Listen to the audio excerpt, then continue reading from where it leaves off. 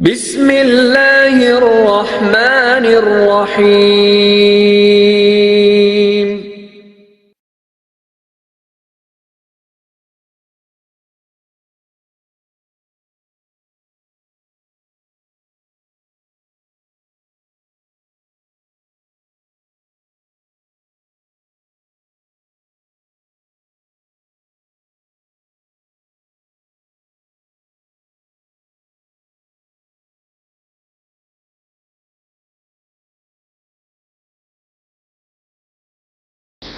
السلام علیکم ورحمۃ اللہ وبرکاتہ۔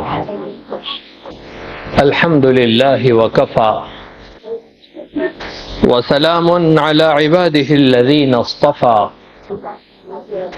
وعلى آلہ المجتبى وعلى اصحابہ المقتنع وعلى من اتبع بہداہ، اما بعد فاعوذ باللہ من الشیطان الرجیم، بسم اللہ الرحمن الرحیم۔ ومن الناس من يتخذ من دون اللہ اندادا يحبونهم كحب اللہ والذین آمنوا اشد حبا للہ۔ قال تعالی: النبی اولیٰ بالمؤمنین من انفسهم وازواجہ امہاتہم۔ قال النبی صلی اللہ علیہ وسلم: انما الاعمال بالنیات۔ وقال علیہ الصلاة والسلام: لا يؤمن احدكم حتى اكون احب اليه من والده وولده والناس اجمعين۔ صدق الله مولانا العظيم وصدق رسوله النبي الكريم ونحن على ذلك لمن الشاهدين والشاكرين والحمد لله رب العالمين۔ بزرگان محترم اور عزیزان گرامی،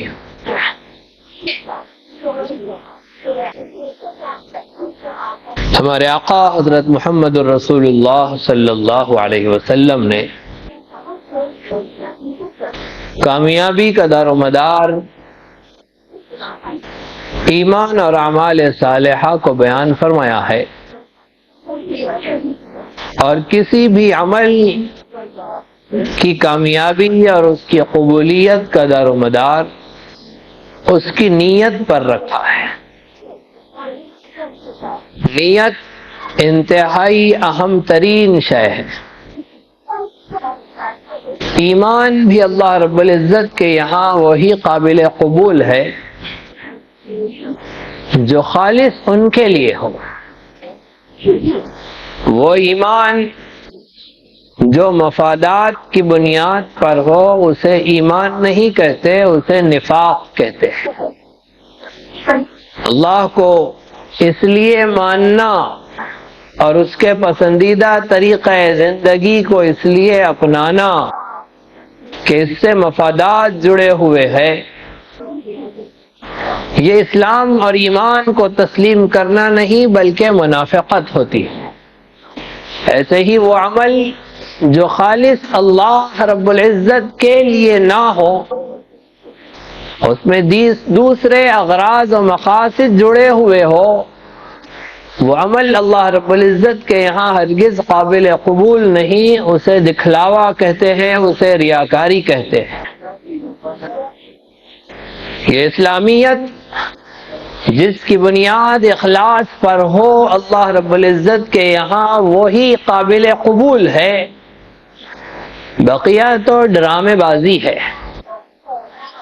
اسلام کے چولے پہن کر اگر اللہ کی رضا مقصود نہ ہو، داڑھی ٹوپی سجا کر اگر اللہ کی رضا مطلوب نہ ہو، مسجد میں سجدے کر کے اگر اللہ رب العزت کی خوشنودی مقصود نہ ہو تو یہ تو ڈھونگ ہے جو چونچ کی طرح پرندے بھی مارتے ہیں، جو صرف مفادات حاصل کرنے کی چیزیں ہوتی ہیں۔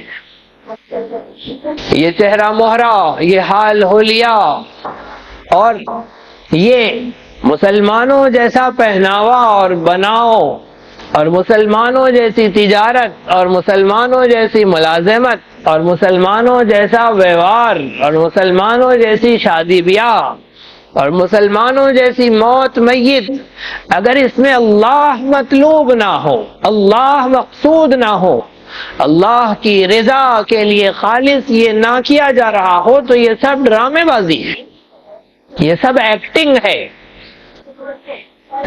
جیسے ہی ایکٹنگ ختم ہوتی ہے پھر یہ اپنے رنگ میں آ جاتے ہیں، پھر وہ رنگ الگ ہوتا ہے، پردے پر رنگ الگ ہوتا ہے، پردے کے بعد رنگ الگ ہوتا ہے۔ اگر اللہ کے لیے ہو تو پردے پر بھی وہی رنگ ہوگا، پردے کے بعد بھی وہی رنگ ہوگا، اس لیے کہ اللہ کے لیے۔ پھر مجمع میں بھی وہی رنگ ہوگا، تنہائی میں بھی وہی رنگ ہوگا، اس لیے کہ اللہ کے لیے ہے۔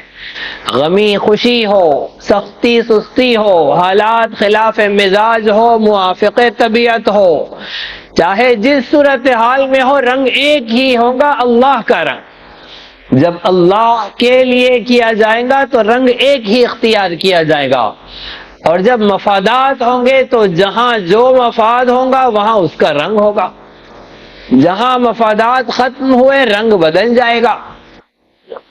اور اسے منافقت کہتے ہیں، اسے اسلام نہیں کہتے ہیں۔ اسلام کا رنگ ایک ہی رنگ ہے، اللہ کا رنگ۔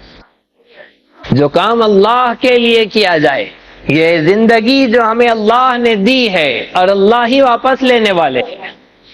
کل میدان محشر میں جب فرشتے کافروں کا حساب لے رہے ہوں گے، فرشتے پوچھیں گے ان کی ناکامی و نامرادی اور کافروں کے اس ہائے ہول اور افسوس پر ان سے پوچھیں گے کہ تم اللہ کے بھیجے دنیا میں گئے تھے یا اپنی مرضی سے گئے تھے؟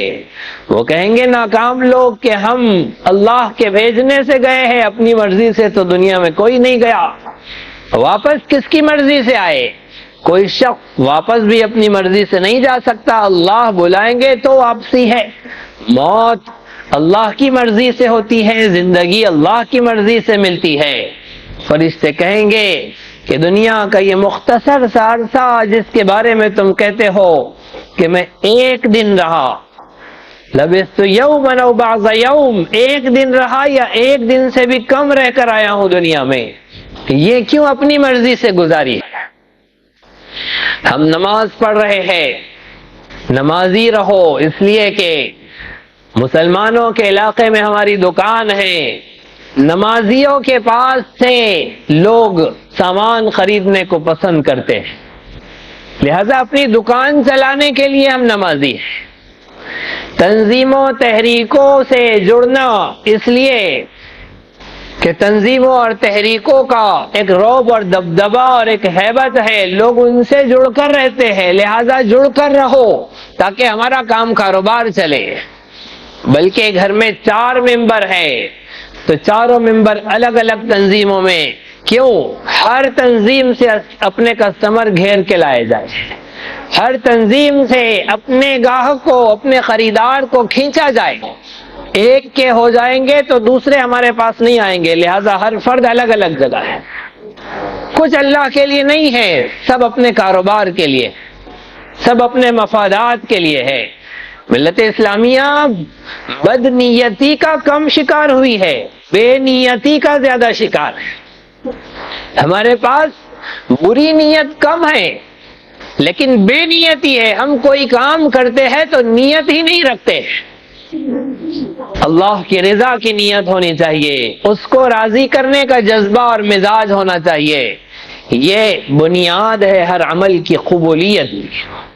اس کے بغیر کوئی اللہ کے یہاں کوئی عمل قبول نہیں ہوگا۔ بنا نیت کے اور بنا تصحیح نیت کے اللہ رب العزت کے یہاں کوئی عمل قابل قبول نہیں ہے۔ دنیا میں رب تعالیٰ اس کے صلے میں جو دینا ہے دے دیں گے۔ یہ تو دنیا یہ عارضی شے ہے، یہ فنا ہو جانے والی چیز ہے، اس کو دوام نہیں ہے، اسے قرار نہیں ہے، یہ دنیا دھوکے باز ہے۔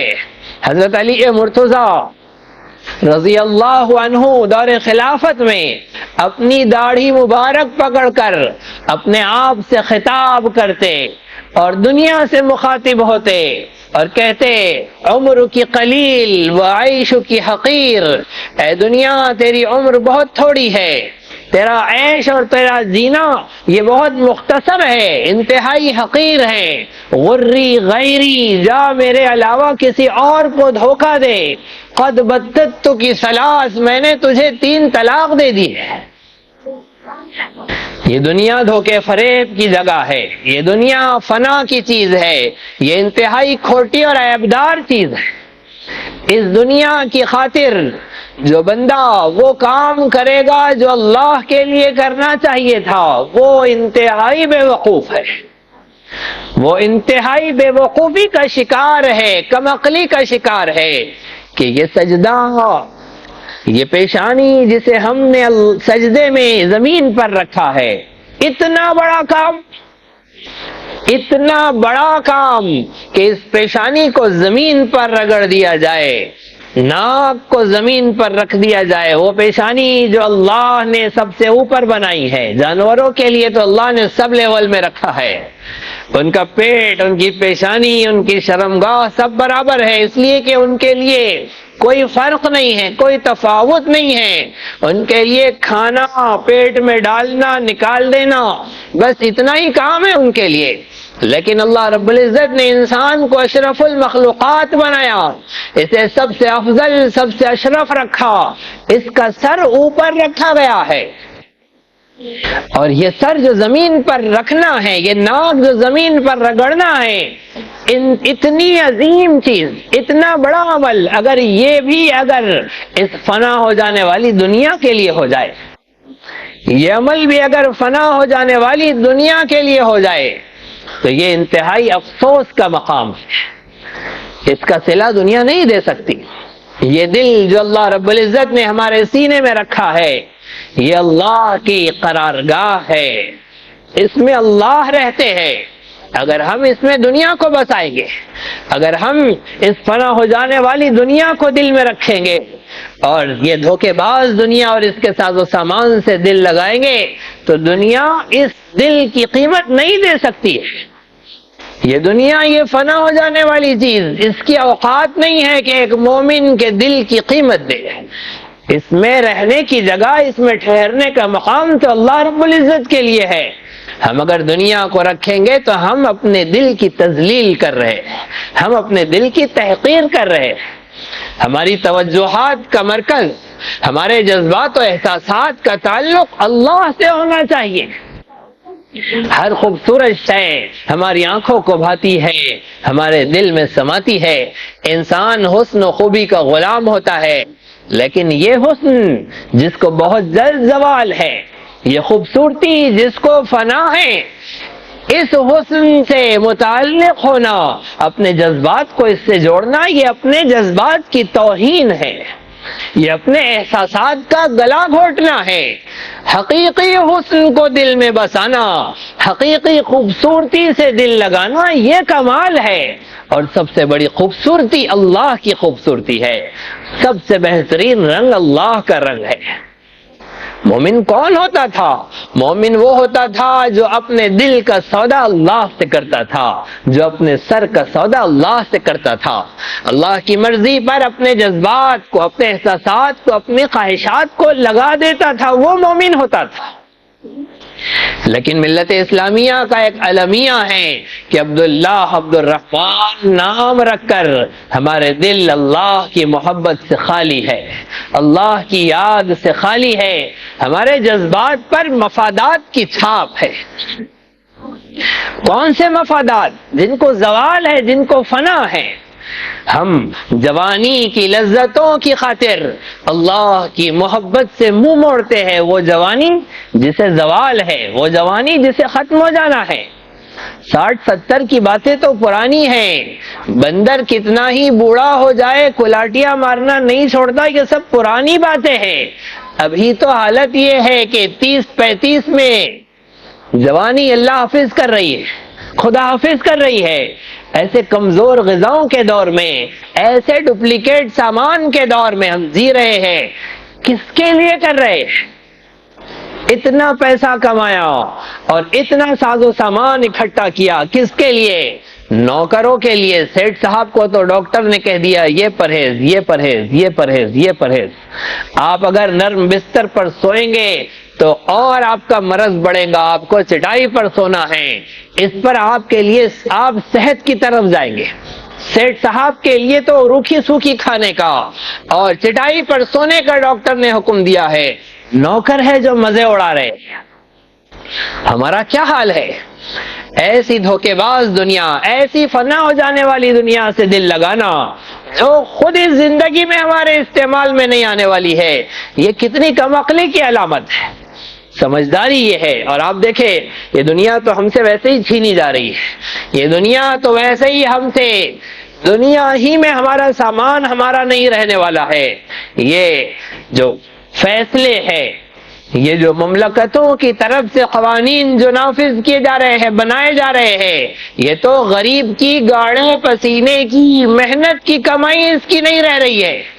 تو پھر دوسروں کے حق مار کر اپنا بینک بیلنس بنانے والے یہ کب تک رکھیں گے اپنی ملکیت میں؟ کچھ اپنی ملکیت میں نہیں رہ رہے ہیں، سب جا رہا ہے۔ یہاں تک کہ ہمارے اجداد نے، ہمارے بڑوں نے، ہمارے اسلاف نے اور اسلامی مملکتوں نے آئندہ آنے والے غریب مسلمانوں کے لیے جو زمینات، جو جائیدادیں وقف کی تھی، اب وہ جائیدادیں بھی ہمارے ہاتھ سے جا رہی ہے۔ ظاہر بات ہے جب اس پر ناجائز قبضے ہوں گے تو ناجائز قبضے اگر کافر کے ہیں تو اللہ رب العزت تو اس کو جہنم کے قریب کر رہے ہیں، لیکن اگر لا الہ الا اللہ محمد الرسول اللہ پڑھنے والا ناجائز قبضے جات میں مبتلا ہوگا، ناجائز قابضین میں شمار ہوگا، تو اللہ کو تو اسے جنت میں ڈالنا ہے، ظاہر بات ہے۔ اب اس کے اس ناجائز قبضے کے نتیجے میں اللہ اسے جہنم کے قریب نہیں لے جائے گا، اس لیے کہ وہ کلمہ گو ہے۔ اب کیا کیا جائے؟ اس کا یہ ناجائز قبضہ ختم ہونا چاہیے، یا تو وہ جائز ہو جائے اپنے اختیار سے۔ جتنے وقت کے ناجائز قابضین مسلمان ہیں انہیں چاہیے کہ وہ اپنے اختیار سے اس زمین سے، اس وقف سے اپنی ناجائز ملکیت کو ہٹا دے، اپنی ملکیت سے اسے نکال کے اللہ کی ملکیت میں پہنچا دے۔ اگر یہ اپنے اختیار کا استعمال کرے گا اللہ کے یہاں سرخرو ہوگا، رب تعالیٰ اس سے خوش ہوں گے، دنیا میں بھی برکت عطا فرمائیں گے، آخرت کی سرخروئی بھی ملے گی۔ لیکن اگر یہ اس ناجائز قبضے کو اپنے اختیار سے نہیں چھوڑے گا تو اللہ اسے لے لیں گے۔ اللہ کیسے لیں گے؟ اللہ رب العزت کے لینے کے انداز بہت سارے ہیں۔ ایک چیز ہے بلیک، اللہ اسے پورا بلیک کر دیتے ہیں، اس کے بعد پورا وائٹ کر دیتے ہیں۔ جب مسلمانوں کے ناجائز قبضے جات چھین کر اغیار کے ہاتھوں میں چلے جائیں گے اور پوری تاریکی میں چلے جائیں گے تو وہ پورے بلیک ہو جائیں گے۔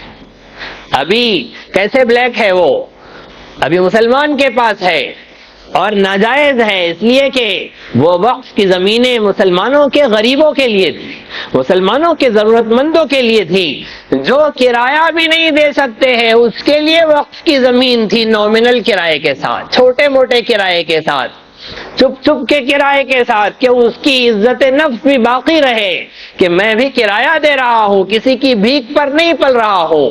اس لیے چھوٹے موٹے کرائے پر جو صحیح کرایہ نہیں دے سکتا ہے اس کے چھوٹے موٹے کرائے کے ساتھ اس کے استفادے اور اس کے رہنے کے لیے وہ بڑوں نے وقف کیا تھا۔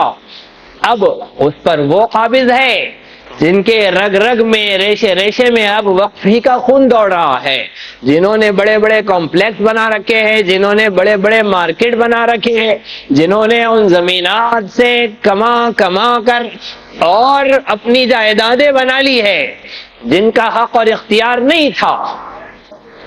اب اللہ رب العزت وہ ساری ملکیت لے کر اغیار کے ہاتھ میں دیں گے اور پھر اللہ رب العزت ان سے لے کر پورا وائٹ کر دیں گے اسے مال غنیمت کی شکل میں۔ اور مال غنیمت جو ہوتا ہے یہ سب سے پاکیزہ مال ہوتا ہے، یہ بالکل وائٹ ہوتا ہے، تو اللہ رب العزت کے انداز ہے، مومن اگر اپنے اختیار سے اس ملکیت کو سے دستبردار ہو جائے اور اللہ کی ملکیت میں دے دے تو اسے اس پر اجر ملے گا، انعام ملے گا، رحمتیں برکتیں ملیں گی۔ اور اگر یہ نہیں کرے گا تو اللہ لے لیں گے، اور جب اللہ لیں گے تو تمہیں ذلیل اور حقیر کر کے لیں گے۔ جب اللہ لیں گے تو پھر تمہیں بے سہارا کر کے لیں گے، اللہ اگر لیں گے تو پھر وہ تمہارے لیے عذاب ہوگا۔ تو اللہ رب العزت مسلمان کو اس طرح گناہ میں مبتلا نہیں رکھے گے۔ اب وقف کی بات آتی ہے تو صرف مسجدوں کی بات کی جا رہی ہے، مدرسوں کی بات کی جا رہی ہے، اور دیگر اداروں کی بات کی جا رہی ہے۔ وقف کے نام پر مسلمانوں کے قبضوں کی بات نہیں کی جا رہی ہے، حالانکہ وہ بھی بات ہونا چاہیے۔ جہاں وقف کے لیے کوششیں محنتیں کرنے والے مسجدوں کی حفاظت میں مصروف ہے، اللہ ان کی ان کوششوں کا انہیں بہترین صلہ عطا فرمائے، لیکن انہیں چاہیے کہ ساتھ ساتھ ان ناجائز قابضین سے بھی ان زمینات کو لیا جائے جو زمینات وقف کی تھی اور اس پر یہ ناجائز بیٹھے۔ صاف کہہ رہا ہوں، مسلمان کے لیے بات کی جا رہی ہے، غیر مسلم کے لیے نہیں، اس لیے کہ اس کا قبضہ تو بہرحال اسے جہنم کی طرف لے کر جا رہا ہے، لیکن مسلمان کا یہ قبضہ صحیح ہونا چاہیے، پاکیزہ ہونا چاہیے۔ یہ قبضہ نہیں ہونا چاہیے بلکہ اسے اس سے دستبردار ہو کر اللہ کی ملکیت میں داخل کرنا چاہیے، اللہ کے سپرد کرنا چاہیے اس زمین کو، اس وقف کو جس پر وہ ناجائز بیٹھا ہے۔ ہماری صورتحال یہ ہے کہ ہم اللہ کو راضی کرنے کے لیے جی نہیں رہے۔ اللہ کو راضی کرنے کے لیے اگر جئیں گے، ہماری پہلی ترجیح اللہ رب العزت ہوں گے، ہمارے دل میں اللہ کی محبت ہوگی، پھر ہمارا ہر فیصلہ اللہ کی مرضی کے مطابق ہوگا۔ جب اللہ کی مرضی کے مطابق ہم کریں گے تو پھر اللہ ہماری مرضی کے مطابق کریں گے۔ اللہ رب العزت کے یہاں سے فیصلے ہماری مرضی کے مطابق ہوں گے۔ یہ آج جو ہم دیکھ رہے ہیں، یہ آج کی جو صورتحال ہے کہ سب کا سب ہمارے خلاف ہے، ہمارے ناموافق ہے، ہماری طبیعت کے خلاف، ہمارے مزاج کے خلاف، ملت اسلامیہ کے خلاف، بلکہ اسلام کے خلاف، یہ سب جو ہو رہا ہے، یہ آپ کیا سمجھتے ہیں اللہ کی مشیت کے بغیر ہو رہا ہے؟ اللہ سب جانتے ہیں، اللہ سب دیکھ رہے ہیں، اور یہ ڈیزائنر اللہ ہی ہے۔ اگر چند چوروں کی زبان سے کچھ جملے کسی کے خلاف ادا ہو رہے ہیں تو ان کی کیا مجال کہ وہ ایسے جملے استعمال کرے؟ اللہ ان سے بلوا رہے ہیں۔ اگر اس تاریک ترین چہار دیواری میں غربا، ضرورت مندوں اور ہندوستان کی اصل رہنے والی آبادی اور مسلمانوں کے خلاف چند فیصلے کیے جا رہے ہیں تو آپ کیا سمجھتے ہیں کہ یہ قلم ان کی مرضی سے چل رہا ہے، یہ زبانیں ان کی مرضی سے کہہ رہی ہے؟ یہ اللہ کا ڈیزائن ہے، لیکن اللہ ایسے فیصلے کیوں کروا رہے ہیں ان کے ذریعے؟ یہ تو صرف مہرے ہیں اللہ رب العزت کے، ڈیزائنر تو اصل اللہ ہے۔ ہم نے وہ اعمال آسمانوں کی طرف نہیں بھیجے جو اللہ کو منظور ہے، تو اللہ کیوں وہ فیصلے نازل کرے جو ہمیں منظور ہے؟ ہماری راحت کے، ہماری عافیت کے، ہماری خیر اور صلاح و فلاح کے فیصلے نہیں نازل ہوں گے آسمانوں سے اگر ہم اللہ کی مرضی کے اعمال یہاں سے نہیں بھیجیں گے۔ لہذا ہمیں چاہیے کہ ہم ایک مسلمان ہونے کی حیثیت سے اپنی پہلی ترجیح اللہ کو متعین کریں، ہمارا یہ دل یہ اللہ کی قرارگاہ ہو، ہمارے جذبات و احساسات پر اللہ کی چھاپ ہو، اللہ کے لیے محبت ہو، اللہ کے لیے نفرت ہو، اللہ کے لیے دینا ہو، اللہ کے لیے نہ دینا ہو، ہاتھ روک لینا اللہ کے لیے، دے دینا اللہ کے لیے، محبت کرنا اللہ کے لیے، کسی سے نفرت کرنا اللہ کے لیے، ہر عمل پر اللہ کی رضا ہو، یہ چھلنی ہو اللہ رب العزت کی رضا کی، جس میں چھن کر ہمارا ہر عمل جائے، ہماری مسکراہٹ بھی اللہ کے رضا کے لیے ہو، ہم جہاں بولے وہاں اللہ کی رضا کے لیے بولے، جہاں ہم چپ ہو جائے وہاں اللہ کی رضا کے لیے چپ ہو جائے، یہ کمانا اللہ کو راضی کرنے کے لیے ہو، اپنے بچوں پر خرچ کرنا اللہ کی رضا کے لیے ہو، دیگر پر خرچ کرنا، جن جن کا حق ہمارے مال پر ہے ان پر خرچ کرنا، یہ سب اللہ کے لیے ہو۔ اگر اللہ کے لیے ہوگا تو ہمیں نتیجہ ملے گا. ہم سمجھ رہے ہیں کہ جتنا دوڑ دھوپ کریں گے اتنا ہمیں نتیجہ ملے گا. نتائج کوشش پر ضرور ملتے ہیں لیکن نتیجہ اللہ کے یہاں سے آتا ہے. اگر کوشش اللہ کے لیے نہیں ہوگی تو نتیجہ اللہ کے یہاں سے ہمارے موافق نہیں آئے گا. اگر ہماری عزت کے لیے کوششیں ہو رہی ہے، اگر واہ واہ کے لیے کوششیں ہو رہی ہے، اگر نام و نمود کے لیے کوششیں ہو رہی ہے، اگر دکھلاوے کے لیے کوششیں ہو رہی ہے، اگر یہاں کے فنا ہو جانے والے سامان کے لیے کوششیں ہو رہی ہے تو یہ کوششیں انتہائی ناکام و نامراد ہے. اس لیے کہ کوشش مسلمان کی اللہ کے لیے ہونی چاہیے. نتیجہ اللہ دیں گے، کوشش ہمیں اللہ کے لیے کرنی چاہیے. آج کے حالات کیا ہے؟ حالات حاضرہ اس مسجد کا عنوان ہوتا ہے، یہاں سے جو خطاب کیے جاتے ہیں اس کا عنوان ہوتا ہے.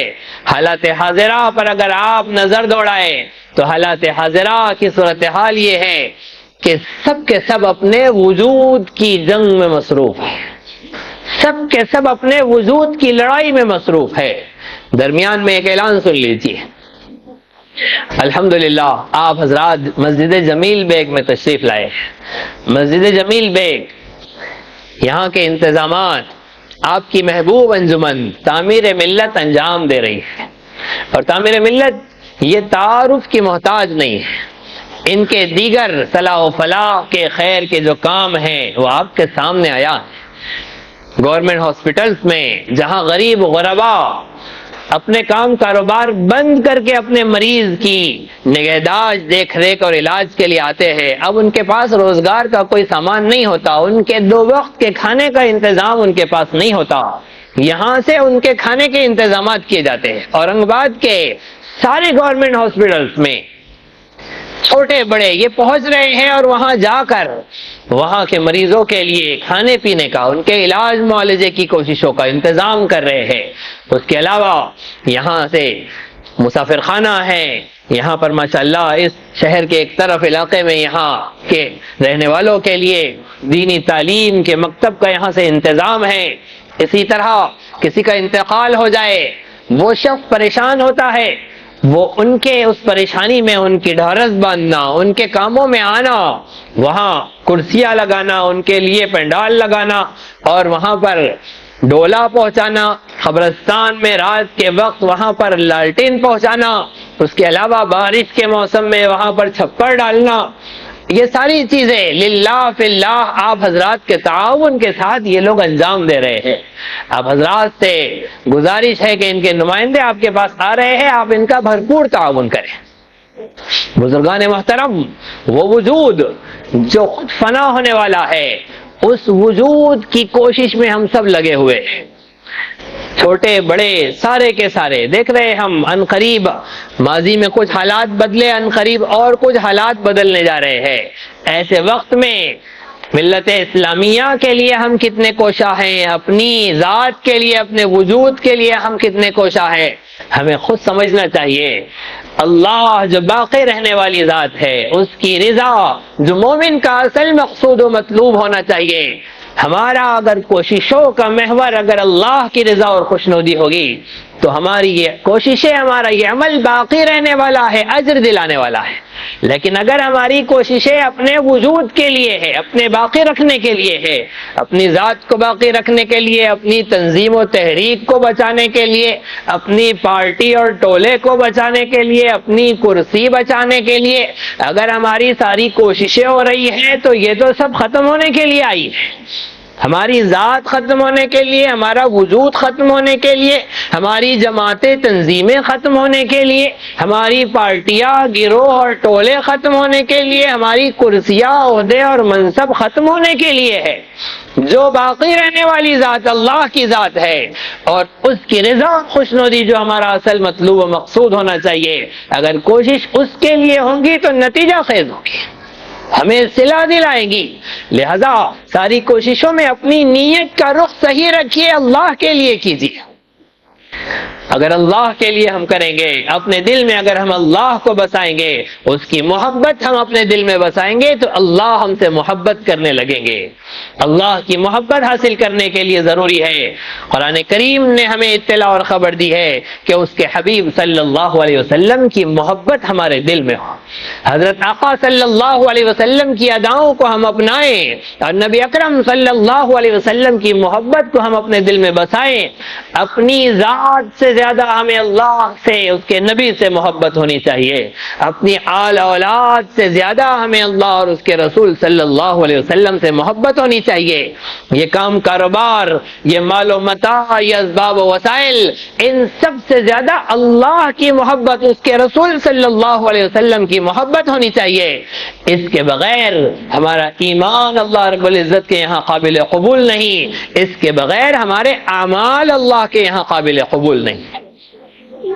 دنیا کا نقشہ بالکل جداگانہ نظر آئے گا اگر ہم اپنی زندگی کا رخ صحیح کر لیں، اپنی کوششیں صحیح کر لیں۔ اس کے لیے اللہ کو اپنے دل میں بسائیے، اللہ کو یاد کیجیے، اس کا ذکر کیجیے۔ جو دل میں ہوتا ہے وہ زبان پر آتا ہے۔ ظاہر بات ہے دل میں دنیا بسی ہے، زبان پر بھی وہی آ رہا ہے۔ اب یوں کرتے ہیں کہ جسے دل میں بسانا ہے اسے زبان پر لے آتے ہیں، لہذا کثرت سے اللہ کا ذکر کرنے پر اللہ رب العزت کی محبت دل میں بسے گی۔ جب اللہ کی محبت دل میں بسے گی تو اعضاء و جوارح سے جو کام ہوں گے سب اللہ کے لیے ہوں گے، اس لیے کہ انما الاعمال بالنیات، تمام اعمال کا دار و مدار نیتوں پر ہے، اور نیت زبان کا عمل نہیں ہے، نیت دل کا عمل ہے۔